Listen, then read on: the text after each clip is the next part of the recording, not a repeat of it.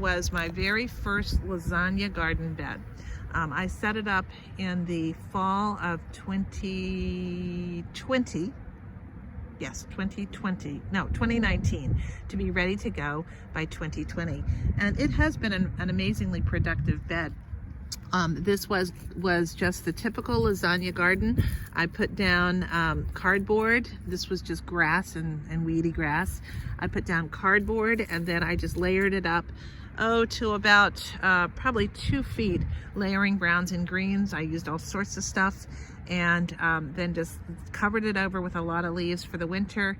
In the springtime, I came and I planted my first things in it in 2020, and it turned out great. And what I have to say is each year it's just gotten more and more fertile. And just to show how wonderfully rich this soil is, take a look. It's brown, it's luscious. What I could not believe when I went back to plant it the very first time was the amount of earthworm activity that was in here that first year. I'd never seen anything like it. But the soil has actually warmed up. I haven't taken the temperature, but clearly you can dig down and it's friable. And so I think we can plant some more winter kinds of things. I'll probably put some radishes over here.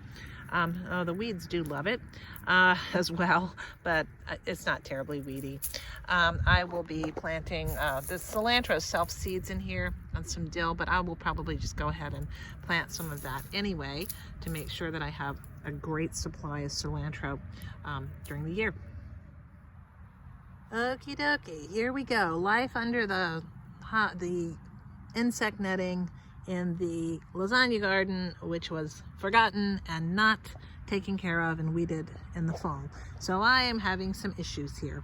What issues am I having? Well, first off, it got really cold, and so most of the brassicas that I had planted in the fall and hoped to overwinter, there were some sprouting broccolis in here. They did not make it in the deep cold, except this one did, and now it's bolting because it's so warm.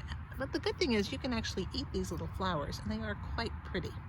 Okay, the bigger issues too, one is easier dealt with than the other. This is called hairy bittercress, and it's a weed that comes up all the time, and it's got a low growing rosette. It does have quite a lovely little tiny flower on it, and I don't mind leaving those out in other places, but I don't want them growing in my garden. So what I'm doing, what I should have done a long time ago, but I was away, is weed out as much of this as I can possibly get. I am going to use this area again this spring to keep under the insect netting for some brassicas. And here is the bigger issue that I do not like. One little bit. See the hole there? And there's a hole there. And I think what we have going on here is a vole or a mole, and that is not a good thing to have in your garden. So I'm going to be pouring, ooh, and there's another one over there.